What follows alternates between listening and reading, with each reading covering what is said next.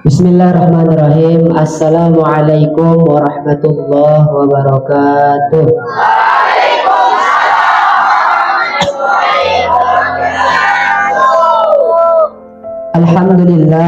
Alhamdulillahi rabbil alamin. Wassalatu wassalamu ala asrafil anbiya'i wal mursalin wa ala alihi wa sahbihi rasulillahi ajma'in. Amma ba'du. Rabbi shrah li sadri wa yassir li amri wahlul 'uqdatam min lisani yafqahu qawli. Asyhadu an la ilaha illallah wahdahu la syarika lah wa asyhadu anna Muhammadan abduhu wa rasuluh. Allahumma salli wa sallim wa barik ala sayyidina Muhammad wa ala alihi wa sahbihi rasulillahi ajma'in. Amma ba'du. Alhamdulillah, kita bersyukur kepada Allah Subhanahu wa taala karena Allah Subhanahu wa taala telah berikan kita nikmat kesehatan, kesempatan sehingga kita bisa berkumpul di majelis yang mulia, perkara yang mulia, tempat yang mulia, yang insya Allah kita juga menjadi orang yang mulia di hadapan Allah Subhanahu wa taala. Amin ya rabbal alamin. Salawat serta salam semoga tercurah kepada baginda Nabi besar Muhammad Rasulullah Sallallahu Alaihi Wasallam. Semoga dengan banyak membaca salawat kepada beliau, kita tergolong sebagai umat beliau yang mendapatkan syafaat beliau di hari kiamat atau di akhirat, sehingga kita bisa berkumpul dengan beliau di surganya Allah Subhanahu wa taala. Tak ada yang paling penting, tak ada yang paling kita inginkan kecuali syafaat dari Nabi Muhammad Sallallahu Alaihi Wasallam. Semoga Nabi Muhammad Sallallahu Alaihi Wasallam mengakui kita sebagai umatnya. Semoga semoga Nabi Muhammad Sallallahu Alaihi Wasallam memperjuangkan kita di akhirat. Semoga kita sebagai umat Nabi Muhammad Sallallahu Alaihi Wasallam mendapatkan doa dari Nabi Muhammad Sallallahu Alaihi Wasallam. Semoga kita mendapatkan syafaat, doa dan air telaga Kausar dari Nabi Muhammad Sallallahu Alaihi Wasallam.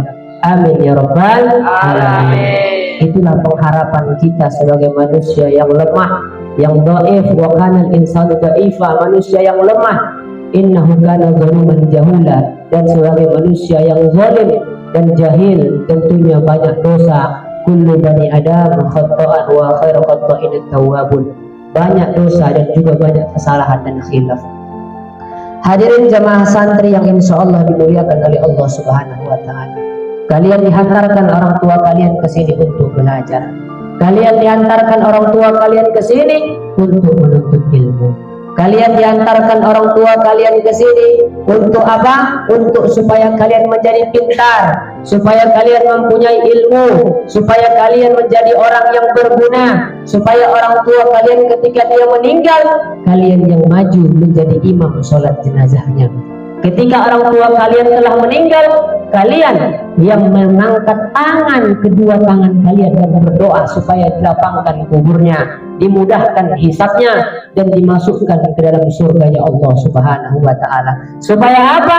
Supaya orang tua kalian diberikan syafaat di hari kiamat, supaya orang tua kalian diberikan pertolongan di akhirat, supaya orang tua kalian, keluarga kalian yang sudah pasti masuk ke dalam neraka mendapatkan syafaat, paling tidak keringanan urusan di akhirat nanti karena mempunyai anak seorang santri, yaitu penuntut ilmu. Mereka mau kalian menjadi orang alim, mereka mau kalian menjadi hafiz Al-Quran, mereka mau kalian menjadi orang yang berilmu, mereka mau kalian menjadi orang yang paham agama, mereka mau kalian menjadi orang yang mengerti agama, mereka mau kalian menjadi orang yang saleh, yang bisa tampil di masyarakat, yang bisa berguna untuk negara, bangsa, dan untuk orang tua.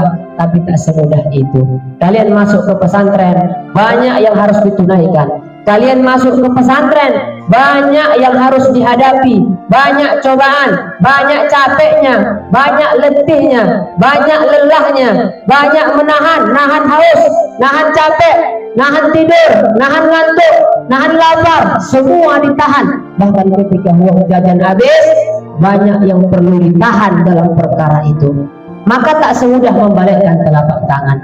Menuntut ilmu tak semudah membalikkan telapak tangan. Menuntut ilmu tak semudah menampar nyamuk. Menuntut ilmu tak semudah mengusir lalat yang hinggap di sampah. Menuntut ilmu tak semudah yang kita bayangkan. Tak semua orang masuk ke dalam pondok pesantren tak jadi apa-apa. Bukannya menjadi ulama, bahkan mereka malah menjadi penjahat.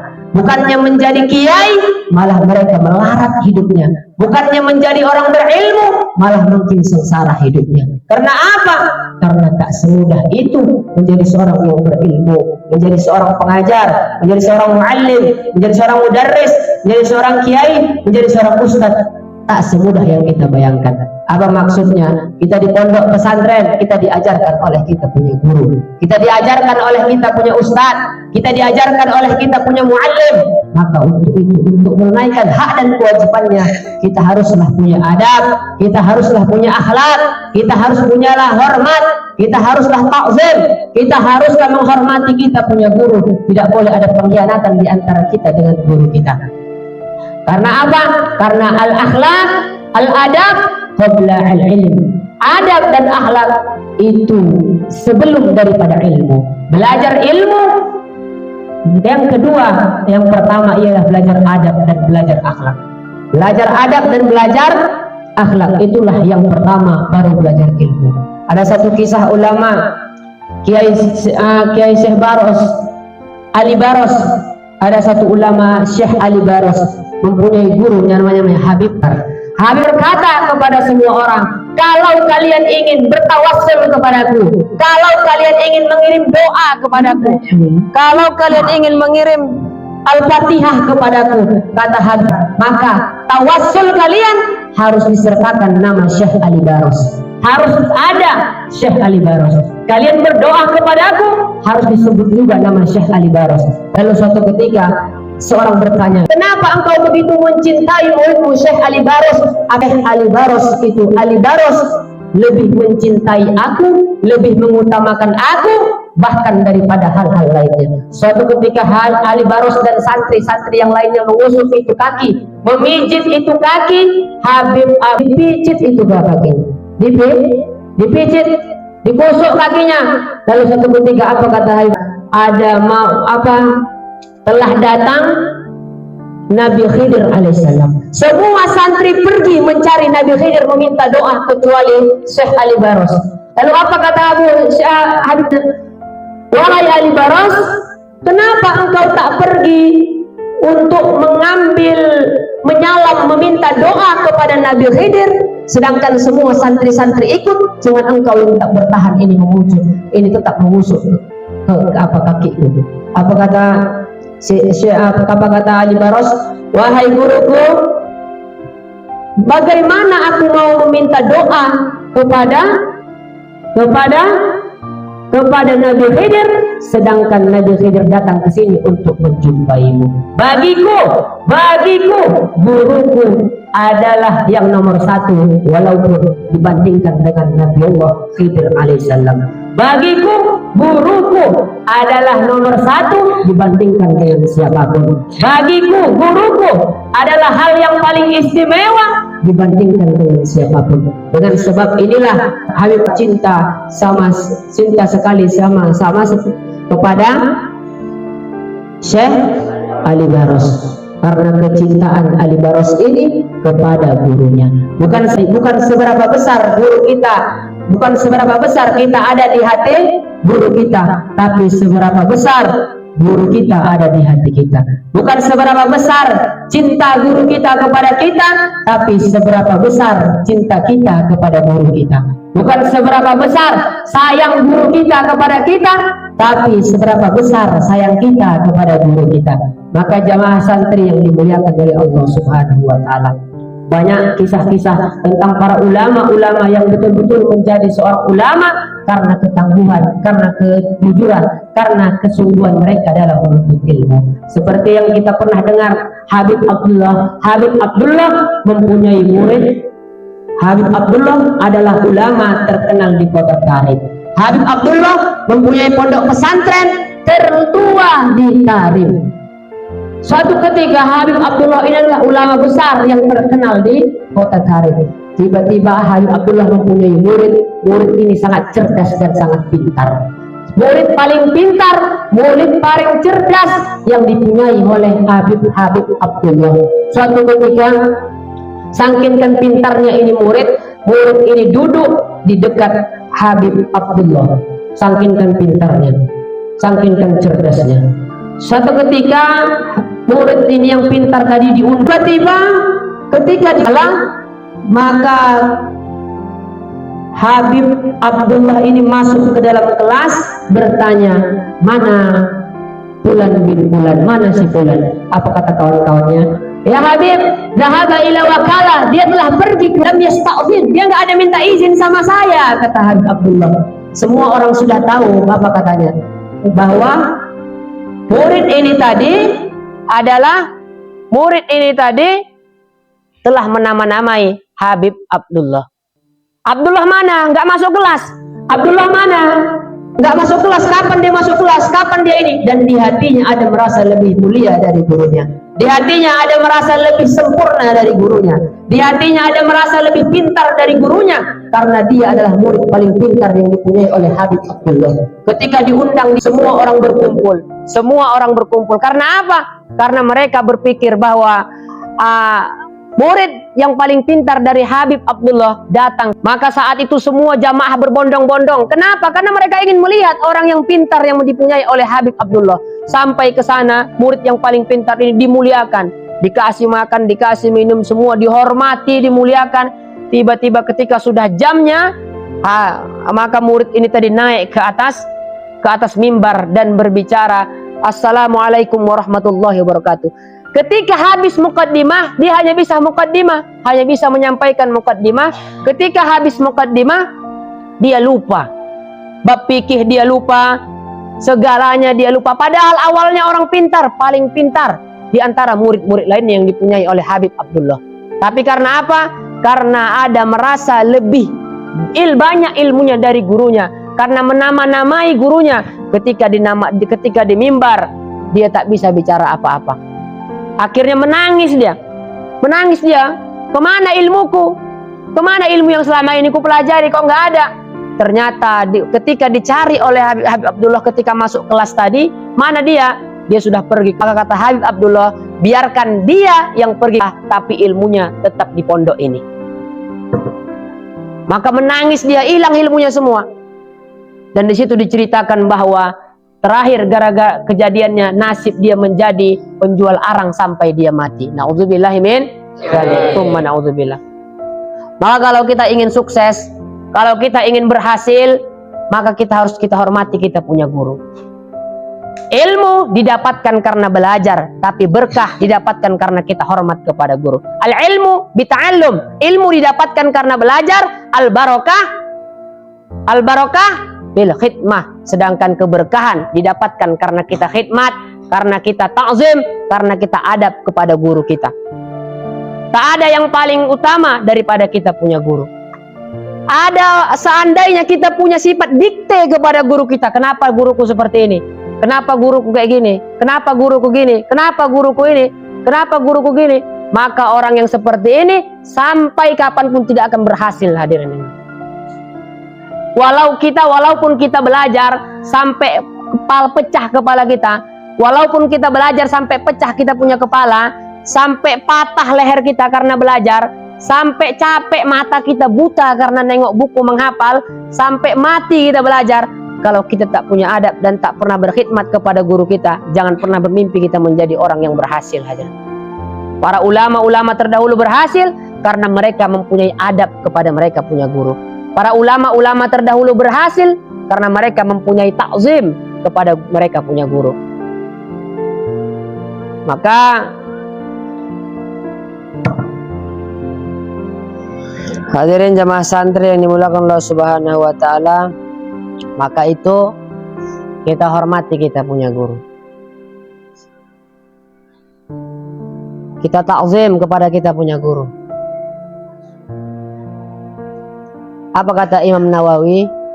Uqulul walidaini, dosa kepada kedua orang tua, itu masih bisa diampuni oleh Allah, karena orang tua masih ada hubungan sedarah dengan kita. Tapi ukulul, ustadz, dosa kepada guru tidak bisa diampuni Allah sebelum kita minta maaf kepada kita punya guru. Seandainya kita punya salah atau guru kita nggak ridho dengan kita, maka kita cari 1000 wali di dunia ini supaya membenarkan hati kita agar diridhoi oleh Allah. Maka tidak akan cukup, tidak akan bisa, kecuali yang meridhoi kita adalah guru kita. Hati kita rusak karena kita buruk sangka kepada guru kita. Seandainya kita cari 1000 wali untuk membenarkan hati kita kembali, tak akan bisa, kecuali itu guru kita sendiri yang membenarkan kita punya hati. Hadirin jamaah yang dimuliakan oleh Allah Subhanahu wa taala. Jadi begitulah susahnya menjadi orang alim. Begitulah susahnya menjadi ulama.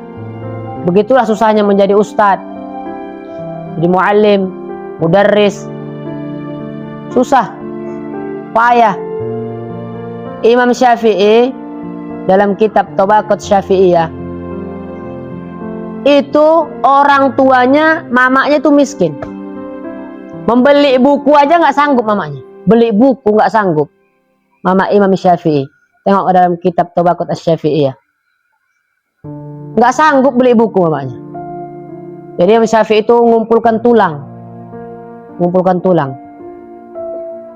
Di tulang itulah ditulis. Apa kata Imam Maliki, tulis. Apa kata Imam Maliki, tulis. Apa kata Imam Maliki, tulis. Habis tulang itu dimasukkan ke dalam botol. Sampai-sampai rumahnya Imam Syafi'i penuh dengan botol yang berisi dengan tulang. Saking banyaknya karangan kitab Imam Syafi'i. Syekh Abdul Qadir Al-Jilani ketika menuntut ilmu, ketika sedang lapar, dia merangkak di padang pasir, makan pucuk-pucuk daun, pucuk-pucuk rumput dia makan karena lapar. Itulah saking susahnya menuntut ilmu itu. Kita di pesantren udah banyak kali enaknya. Kalau orang ulama-ulama terdahulu lampu nggak ada. Bahkan ada ulama yang 7 tahun belajar menggunakan cahaya rembulan. Kayak mana gelapnya itu? Cahaya rembulan. 7 tahun menggunakan cahaya rembulan. Mau beli ini nggak ada, apa namanya, lampu dulu? Bukan lampu teplok namanya. Nggak ada duit. Menggunakan cahaya bulan. Tapi mereka menjadi ulama-ulama besar, orang-orang zaman dahulu. Karena apa? Karena kesungguhan mereka dalam menuntut ilmu. Ustadz, aku ini orang bodoh, aku payah menghafal, aku payah belajar, nggak nyambung, nggak masuk. Nggak ada seperti itu. Semua manusia dilahirkan dalam keadaan sama. Ilmu tidak didapatkan dari keturunan. Ilmu tidak didapatkan dari keturunan, dari nasab, dari harta, pangkat, jabatan. Ayahmu kiai, kau pun belum tentu jadi kiai. Ayahmu ustadz, belum tentu kau jadi ustadz. Ayahmu ulama, orang alim, kau belum tentu jadi ulama dan orang alim kalau kau malas belajar. Tapi kalau orang tua kita orang tua biasa, bukan orang penghafal Quran, bukan orang alim, tapi kita bisa menjadi orang alim dan menjadi penghafal Quran karena kita bersungguh-sungguh. Man jadda wa wajadda. Siapa yang bersungguh-sungguh pasti akan berhasil. Jadi ilmu itu karena kesungguhan. Gak ada orang yang dia lahirkan langsung alim, langsung pintar, langsung cerdas, langsung tahu semua. Gak ada. Kita semua sama. Cuman kadang kita ada yang malas, makanya ilmu kita sedikit. Ilmu itu memang betul karena kerja keras, tapi keberkahan karena khidmat dan karena adab kepada kita punya guru. Ada satu kisah, Khalil ini adalah waliullah, ulama besar. Syekh Khalil punya guru itu buta. Jadi ketika gurunya Syekh Khalil ini tiap malam tidur di depan pintu rumah gurunya, agar berharap apa? Berharap supaya gurunya keluar dari rumah, dipijak itu kepala Syekh Khalil. Dipijak itu kepala Syekh Khalil. Akhirnya ketika gurunya keluar, dipijak lagi kepalanya. Supaya apa? Supaya mendapatkan keberkahan dari Syekh Khalil punya guru. Suatu ketika Syekh Khalil naik delman. Ditanya sama Syekh Khalil yang kusir delman ini. Ini kuda dari mana, Pak Kusir? Kata kusirnya, ini kuda dari Bima. Wahai Syekh, turunkan saya, katanya. Turunkan saya. Turunkan, kenapa, katanya? Turunkan. Ketika diturunkan, Syekh Khalil ditanya, kenapa Kiai? Kenapa Syekh? Tidak turunkan. Karena kuda ini berasal dari Bima. Sedangkan di Bima ada saya punya guru. Sedangkan di Bima ada guru saya di sana. Saya tidak mau menaiki kuda yang berasal dari kota Bima. Inilah sangkinkan sampai seperti inilah adabnya. Maka ketika kita punya kursi guru itu nggak boleh diduduki. Ada kursi guru kita nganggur nggak boleh kita duduki. Jangan kita duduki. Itu termasuk adab. Ulama-ulama terdahulu begitulah menjaga adab itu. Sampai segitunya, makanya mereka Masya Allah luar biasa keilmuannya.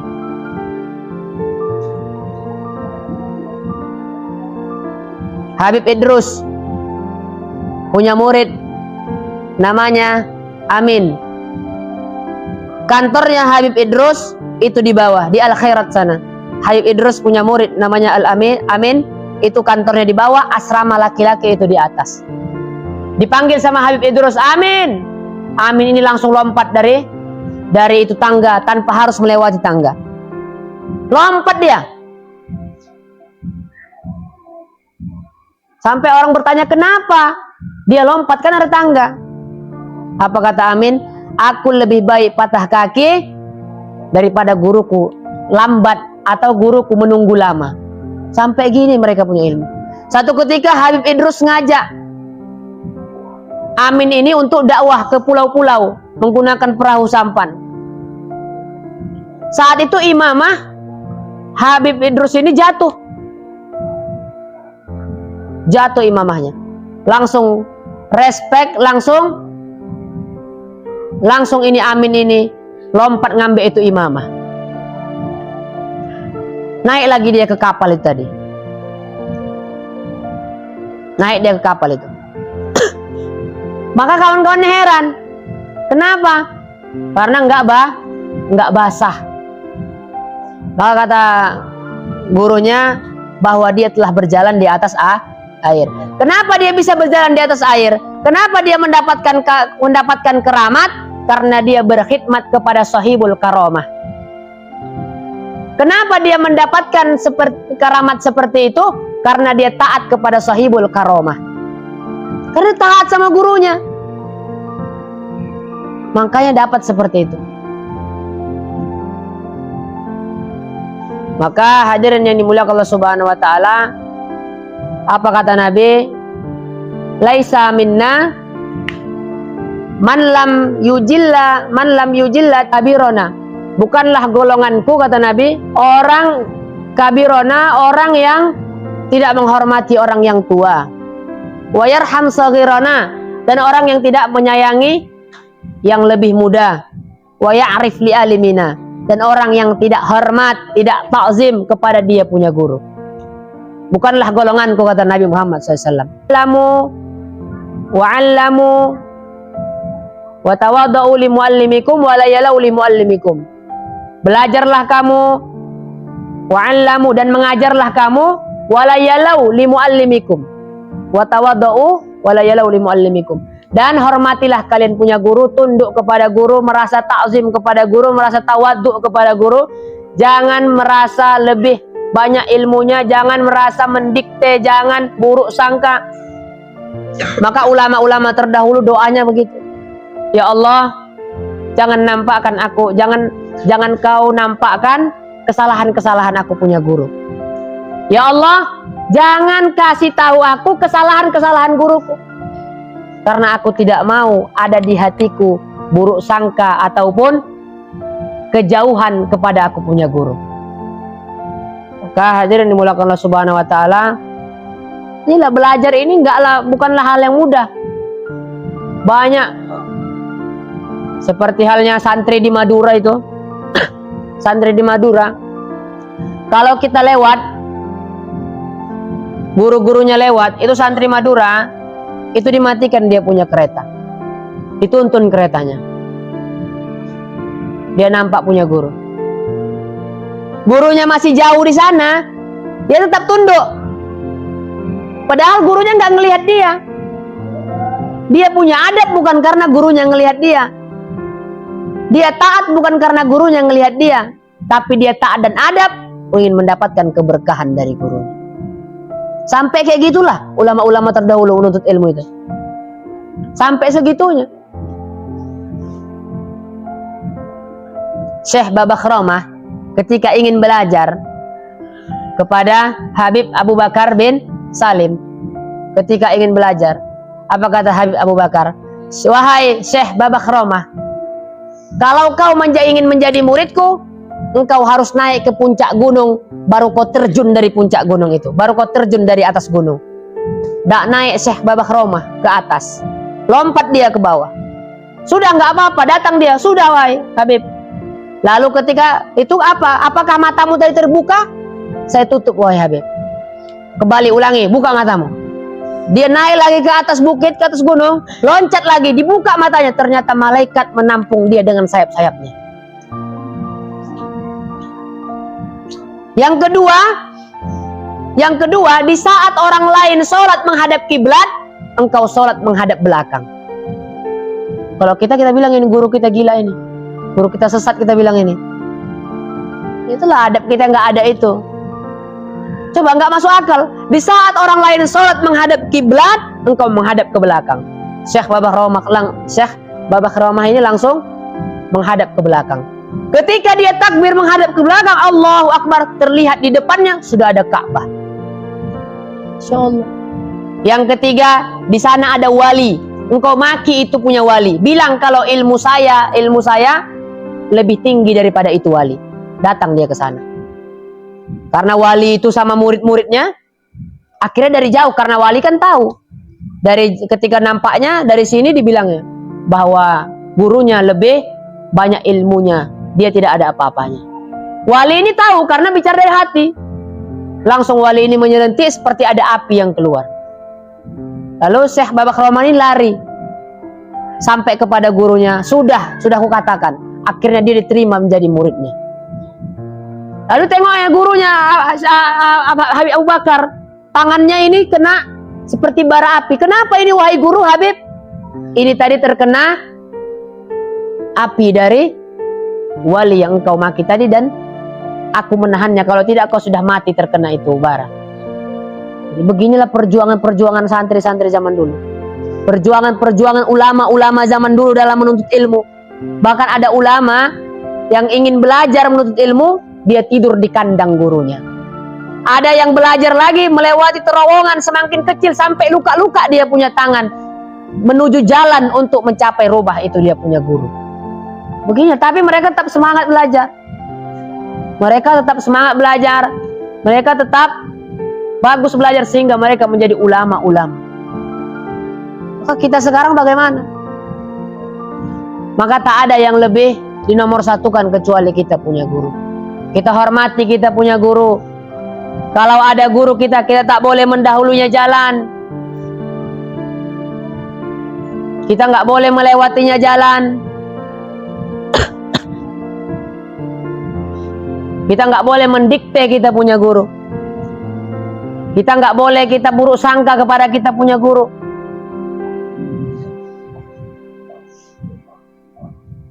Sama yang seperti saya bilang, jangan bermimpi menjadi orang berhasil, orang sukses, kalau kita pernah punya salah kepada guru, kita belum sempat minta maaf kepada guru kita. Jangan bermimpi menjadi orang sukses. Ana abdun man allamani harfan wahidan, kata Sayyidina Ali. Man allamani harfan wahidan insya'a ba'a wa insya'a a'taqa wa insya'a istaraqqa. Kata Sayyidina Ali apa? Saya adalah hamba sahaya bagi satu orang yang mengajari saya satu huruf ilmu. Insya'a ba'a, terserah dia mau menjual saya. Wa insya'a istaroko, dan terserah dia